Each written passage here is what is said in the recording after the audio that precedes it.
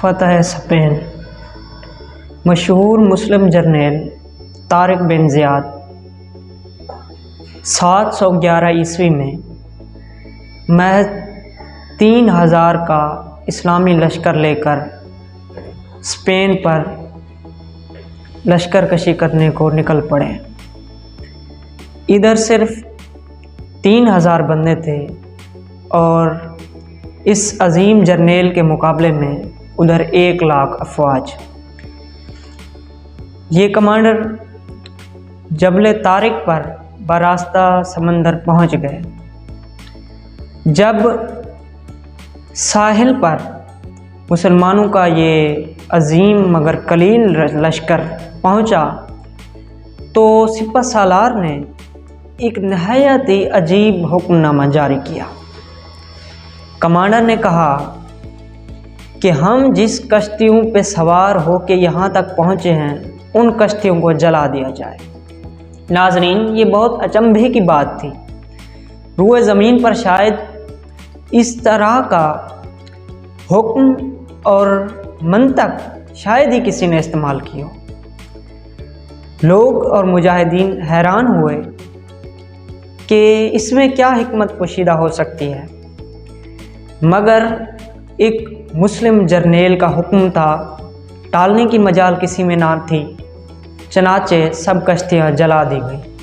جب کشتیاں جل گئیں اور مسلمانوں کے دلوں میں یہ بات بیٹھ گئی کہ آگے بھی موت ہے، پیچھے بھی موت ہے، تو مسلم جرنیل طارق بن زیاد نے لہو کو گرما دینے والا خطبہ ارشاد فرمایا۔ آپ نے فرمایا، ہم لوگ جن کشتیوں کے ذریعے یہاں تک پہنچے تھے اب وہ جل گئی ہیں، ہم نے ساری کشتیاں جلا دی ہیں، اب واپسی کا راستہ بند ہے، سامنے تمہارے عظیم الشان فتح تمہارا انتظار کر رہی ہے، پیچھے تمہارے سمندر ہے، آگے بھی موت ہے اور پیچھے بھی موت ہے، آگے کی موت عزت کی موت ہے اور پیچھے کی موت ذلت کی موت ہے۔ آگے کی موت مرو گے تو بقا ہو جاؤ گے اور امر ہو جاؤ گے، مگر پیچھے جاؤ گے تو فنا ہو جاؤ گے اور مر جاؤ گے۔ ناظرین، آپ یقین کیجئے اس خطبے کا لشکر اسلام پر ایسا اثر ہوا کہ ان کی تلواریں خون کھولنے لگیں۔ مسلمان اتنی بے جگری سے لڑے کہ صرف 4 دنوں میں انہوں نے اپنے سے کئی گنا زیادہ 1,00,000 کے لشکر کو شکست دے دی۔ دوستو، اب اسپین فتح ہو چکا تھا۔ ابھی بھی اسپین کے کچھ علاقے باقی تھے جنہیں فتح کرنا تھا۔ آپ حیران ہوں گے، یہ واحد ایسے فاتح تھے کہ جن کا ساتھ عوام دے رہے تھے۔ وہاں کی مقامی لوگ، وہاں کے مقامی عوام اس جرنیل کا اور مسلمانوں کا ساتھ دے رہی تھی۔ ان کا برتاؤ نہایت ہی عجیب تھا۔ طرح طرح کا استقبال کیا گیا، قدم قدم پر ان کا ساتھ دیا گیا۔ گو کہ یہ علاقہ عیسائیوں کے زیر اطاعت تھا، کرسچن تھے، یہاں کرسچن کی حکومت تھی اور بادشاہ بھی کرسچن ہی تھا، لیکن بہت سارے دیگر قبائل بھی یہاں موجود تھے۔ عیسائی بہت بڑی تعداد میں موجود تھے، یہودی بھی بڑی تعداد میں موجود تھے۔ مسلمانوں کا لشکر جہاں بھی جاتا، عوام اس کی بھرپور پذیرائی کرتی۔ یہی وجہ تھی کہ وہ علاقے جو اسپین کے باقی رہ گئے تھے، جن پہ ابھی بھی عیسائیوں کا تسلط تھا، وہ بھی مختصر عرصے میں سارے کے سارے مسلمانوں کے ہاتھ میں آ گئے۔ اسپین پر حکومت کرنے والے مختلف حکمران تھے۔ تقریباً ہم نے اسپین پر 700 سال حکومت کی، یعنی 7 صدیاں۔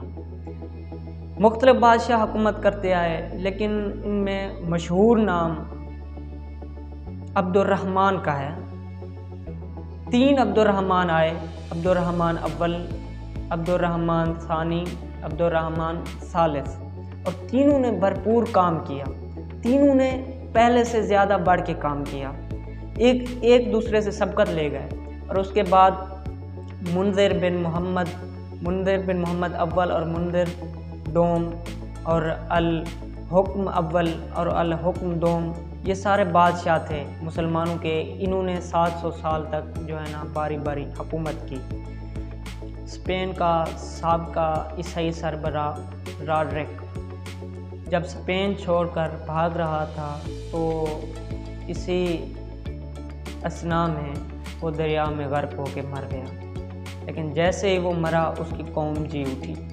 ناظرین، یہی وہ لمحہ تھا، یہی وہ ٹرننگ پوائنٹ تھا یورپ کا، جہاں سے اسلامی لشکر کے ذریعے اسلامی تہذیب و تمدن یورپ میں داخل ہوا.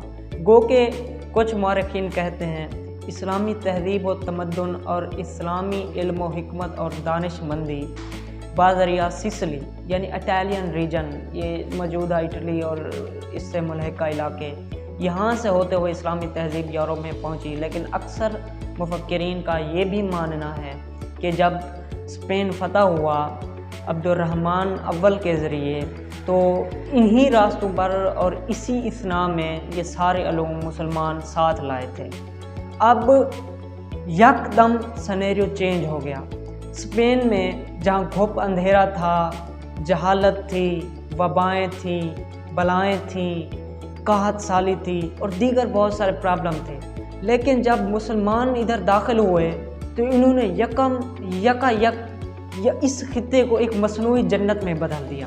یہاں علم اور ہنر کی فیکٹریاں قائم ہونے لگی، مختلف علاقوں میں اکیڈمک انسٹیٹیوشن قائم کیے گئے، صنعت اور حرفت کے میدان میں کافی توجہ دی گئی، تعلیم کے میدان میں تو ان گنت کوشش کی گئی، یہاں تک کہ اتنا علمی انسٹیٹیوشن مارز وجود میں آ گئے کہ نہ صرف یہاں یورپ سے بلکہ ایشیا سے، افریقہ سے اور دیگر عرب ممالک سے اسٹوڈنٹس آ کر پڑھتے تھے. ناظرین، یہاں کے اسٹوڈنٹس میں خاص بات یہ بھی تھی کہ اکثریت تو عیسائی بھی تھے اور یہودی بھی تھے اور مسلمان بھی تھے، یعنی ملی جلی ایک تہذیب رواج پا رہی تھی.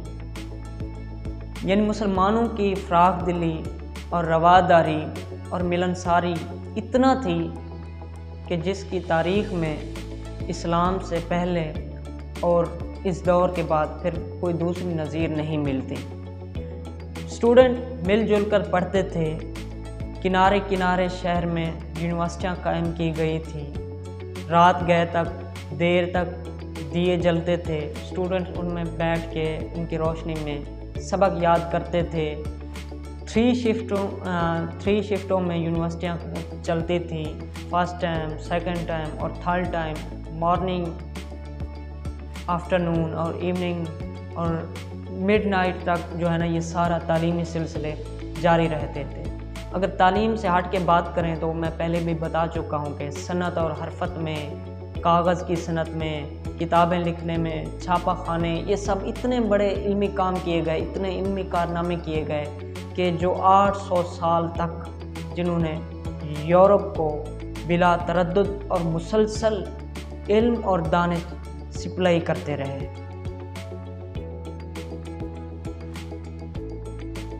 خاص کر خواتین کی تعلیم کے حوالے سے بھی انسٹیٹیوشن قائم کیے گئے. عائشہ بنت احمد نامی ایک لائبریری قائم کی گئی جہاں عورتیں تعلیم حاصل کرتی تھیں. عورتوں کے لیے ایک باقاعدہ منظم تعلیمی نظام رائج کیا گیا اور اس کے علاوہ اسٹوڈنٹ کو اسکالرشپ اور ماہانہ وظائف بھی دیے جاتے تھے. اگر ہم مزید آگے چل کر ویسے بات کریں گے، لیکن یہاں میں اجمالاً ذکر کر دیتا ہوں کہ ایگزام سسٹم اور اسکالرشپ سسٹم یہ مسلمانوں کی ایجاد ہے. Guinness book of world record کے مطابق دنیا میں سب سے پہلی یونیورسٹی مسلمانوں نے مراکش کے شہر فیض میں 855 ہجری میں قائم کی. اس کے بعد عربوں نے سب سے قدیم یونیورسٹی آف کارڈوا یعنی جامعہ قرطبہ اور یونیورسٹی آف الازہر جامعہ الازہر جو مصر میں قائم ہے، وہ آج بھی وہ اسی شان اور شد و مد سے جاری اور ساری ہے اس کا فیضان. اور راؤنڈ اباؤٹ 50,000 اسٹوڈنٹس وہاں تعلیم حاصل کرتے ہیں۔